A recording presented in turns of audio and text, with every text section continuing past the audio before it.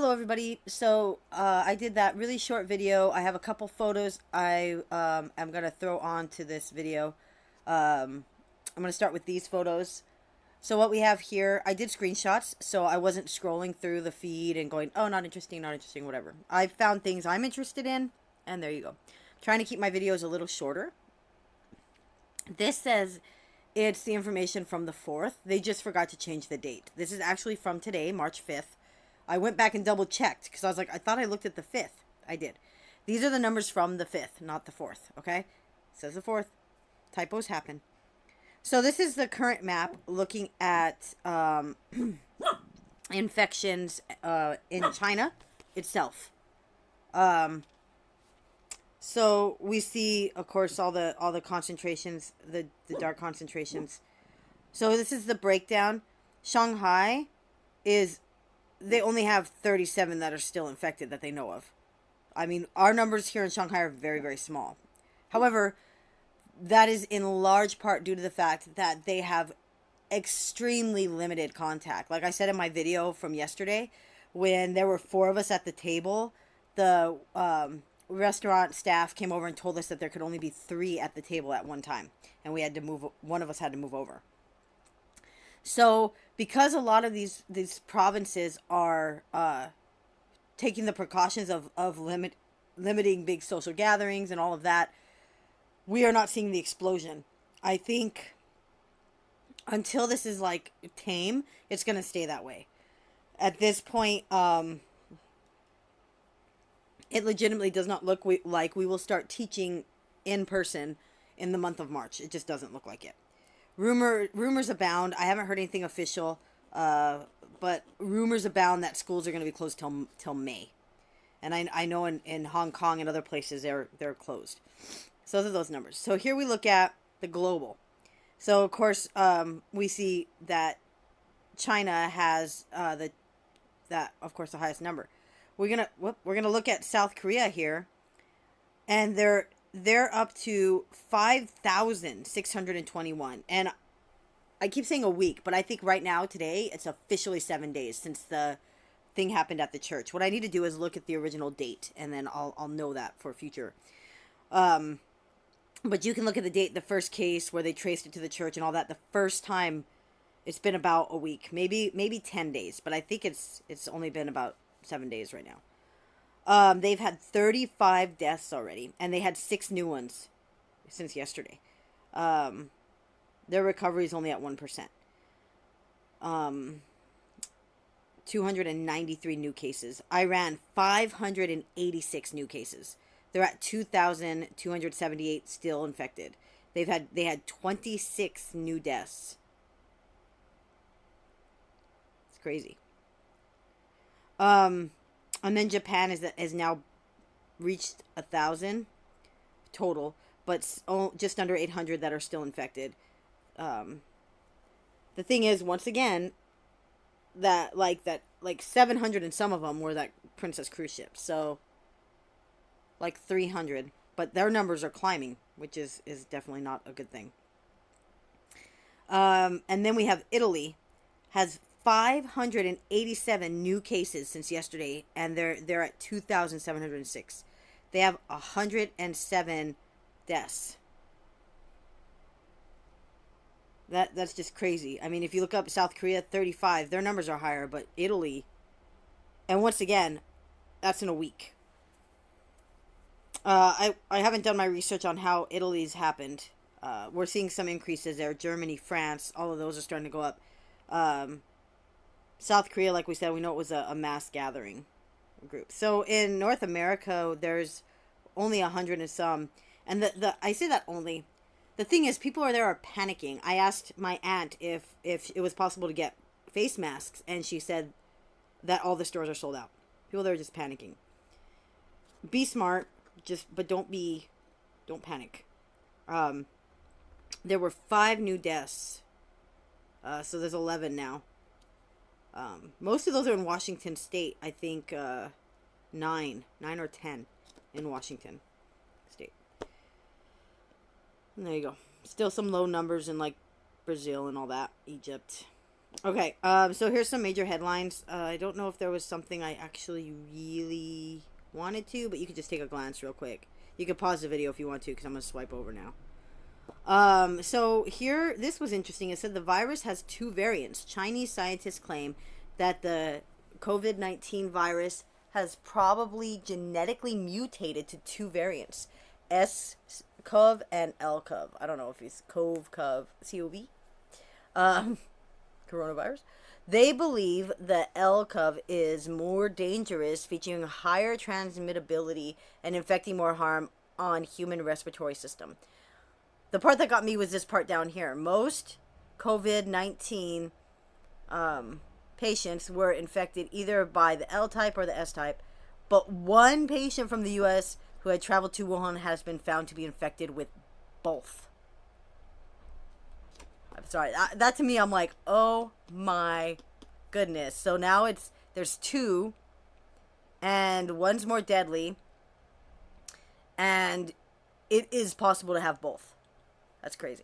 So California's first death was reported, and yeah, see the 10th death from Washington, and Los Angeles declared a state of emergency Wednesday because they got 6 more cases of coronavirus in the city. So France jumps to 285, and the death toll was still at 4. But 15 are in intensive care. And then 2 Iranian students tested positive in Hungary. All right. So they have no symptoms, but they've been confirmed. Then we're looking at the global spread here. So they're saying, where has it spread? So they're showing like all the places that it's gone to so far. And these are alphabetical, not like by order, obviously, of infection rate. So it says that there's no evidence that they can give it to you if after they've recovered. That there's no evidence they're like a carrier that'll give it to other people after they've already recovered. It also doesn't say that, because it says people tested positive again after being discharged. But it's not saying like, are they sick again? Did they get the virus again? Or is it still the same virus that's in them? And they're not even saying, which I'd like to know, like, if you get it the first time, and then you get it again, are you gonna get as sick, or does your body have the immune system and the antibodies built up at that point to actually prevent you from getting really sick? So I don't know. It'd be interesting to know that. So a total of 50.2% of the patients in Wuhan have been discharged. And then in other cities in Hubei province, 76, almost 77% have recovered. So outside, the recovery rate is at 87%. So as of midnight on Tuesday, out of the 779 suspected cases entering China, 75 tested positive for the COVID-19, according to Chinese customs. And all of the imported confirmed cases were properly dealt with. That's always a scary statement, but there it is. For that. And let's see. All right, so here's some more pictures, and then I'll have a video that you're gonna kind of see me swipe past. Actually, I don't think you'll see me swipe past it. No, you won't. Okay, so I had to think for a minute. So here's the Starbucks that I normally hang out in. This is a Starbucks I've done a lot of my drawing in. This is a Starbucks that, when life was normal in Shanghai, I would leave my apartment at like 9 or 10 in the morning so I could get to this Starbucks at like 10 or 11 and hang out in there until 1:30 when I had to go to work. This was my Starbucks. This is where, before I had even started doing that, I could walk in there and they'd recognize me and already have my drink being made. This is a one where they were giving me gingerbread lattes when they were sold out of gingerbread lattes. This is my place. This is my self-care. This is one of my favorite places to be. If it wasn't so far from my apartment, I would go there even on my days off, and I have done that a couple times. But it's like a commitment, like, oh, okay, I'm going to go to that area for this reason, and I'll have Starbucks or whatever. Which is why I found Starbucks near my apartment, but this will always be my favorite Starbucks. My other favorite is Crystal Galleria, but this is my absolute favorite. I love this Starbucks. I will go there. I would go there all the time. You cannot go inside. You can go inside. You cannot order at the counter. You have to order through the app and stand by the door. The little, you see the black and yellow tape on the floor. If you do go up to the counter to order, you're supposed to stand behind that tape. And it's really awkward. I was not standing behind the tape. And then I'm like, oh, I'm going to stand behind the tape. But that was today when I went there for work. This is the parking lot. This parking lot is usually jam-packed with cars. So much so that when I see cars pulling in, I'm like, where are they going to park? As you can see, this was around 11 o'clock in the morning. Just after 11 o'clock in the morning. And there was literally, look at that, maybe 20 cars in that parking lot. And that parking lot holds a lot of cars. Pizza Hut, usually around this time, you could see people in there eating. But as you can see, completely empty. Completely. And you can normally, like I said, see people in there eating, waiting to eat. And it was completely empty.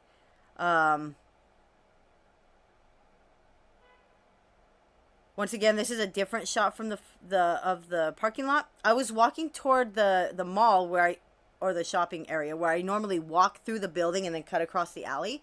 It was completely sealed off. They have one entrance so that you can get your temperature checked, and so I did that on my way out from work today. This area here, I've had photos before I've shared on Facebook. Usually it's packed with cars. I mean, with like scooters and bicycles. This is how it would look at like 8 in the morning. And I say that in the video that's going to come after these photos, or after this video.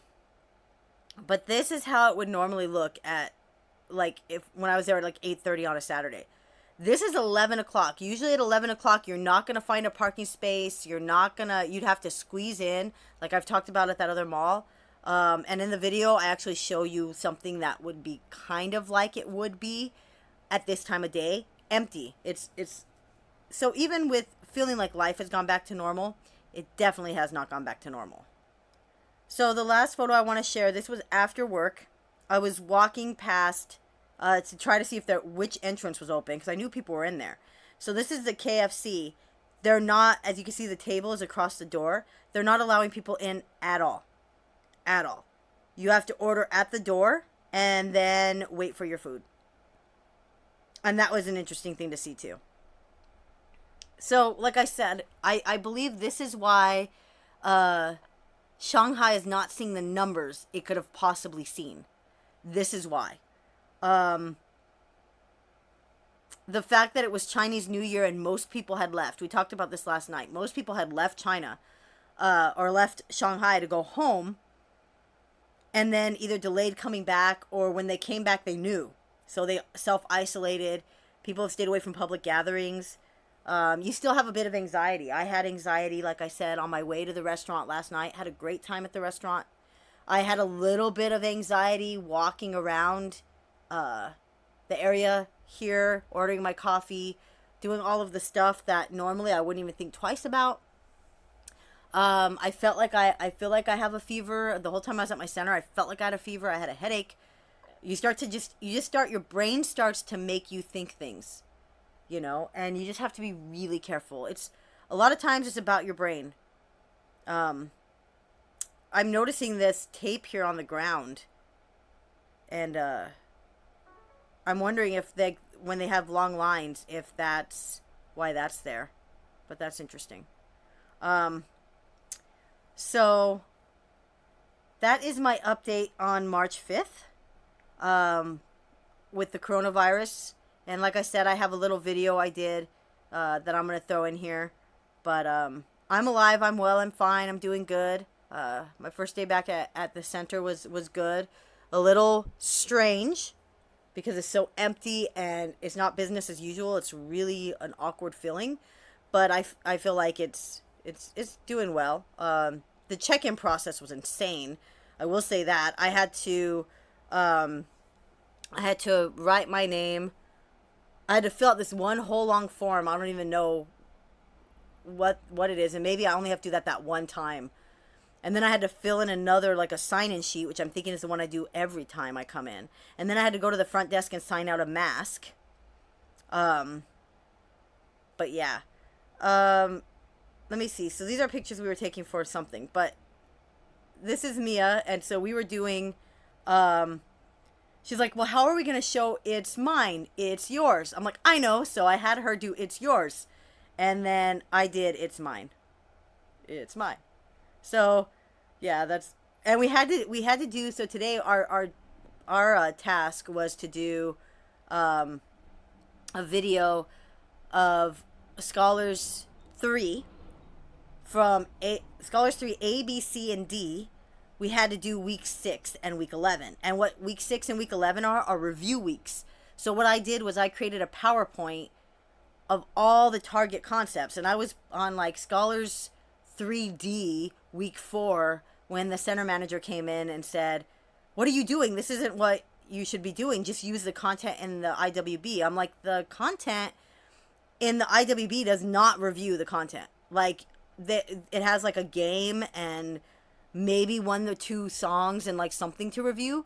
But essentially what it is, week 6 and week 11, is stuff for like the LP to kind of like play with them, educational games, and do some educational songs and maybe practice EOTP stuff. While the FT is outside testing the kids. So there's not a lot of content in week 6 and week 11 in the IWB.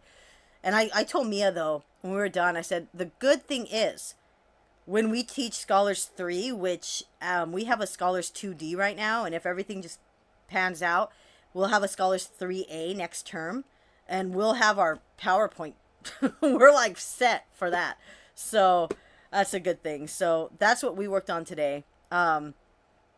And I think we did it very well. But we had to make 8 videos. So we had to make a video of reviewing week 1 through 5. And then we had to make a video we're reviewing weeks 7 through 10.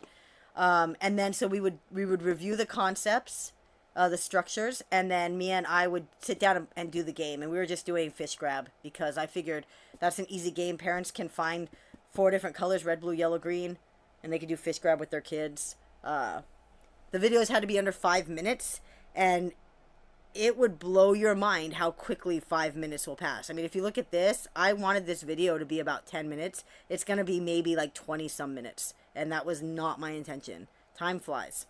But thank you for watching. Thank you for listening. And then right after this is a video I filmed walking down that alley where I'm talking about how it's not normally like this.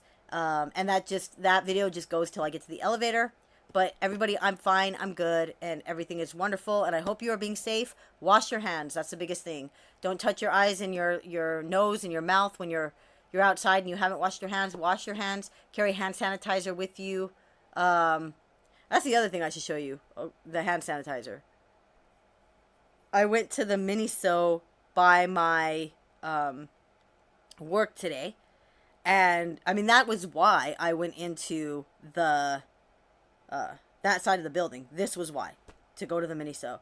So they had hand sanitizers. These are the little hand sanitizers you hook on your bag. So they had them, and they had a huge stock of them. And so I went ahead. They're 2 for 10 kwai. So they're like $1, something like. But I went ahead and I originally grabbed 6. And I said, I'm going to grab 2 more. So I have 8 hand sanitizers ready to go. I'm just glad they had it. So that just made everything easier for me. Because that was a really difficult thing for me to find, was hand sanitizer. So I've got my hand sanitizer now. I'm set. So this is my first day back at my center. I can't use my walk through like I usually do by Starbucks. I took a picture inside Starbucks. You can't sit in my Starbucks. I'm so sad about Starbucks. That's the biggest thing. I don't know if anyone knows that. I say it a lot, so you should. But normally, this area is filled with bikes, like bikes and scooters, and you can't normally find a spot to park. It's already 11 o'clock in the morning. This is how it would look when I get here at like 8:30 in the morning. And then by 11 o'clock, like where you look here where there's like a grouping, and even that, there's gaps. Usually there's not even those big of gaps between the bikes and the scooters and all of that. So definitely not back to business as usual. Things are all shut down. A lot of the restaurants, usually I took a picture of Pizza Hut in the parking lot. Parking lot's like pretty empty. Pizza Hut is empty. Usually you have people inside Pizza Hut eating. That's not happening. So I think it definitely has a different feel. This area is usually filled with people walking around, and all that's not happening. So it's definitely different.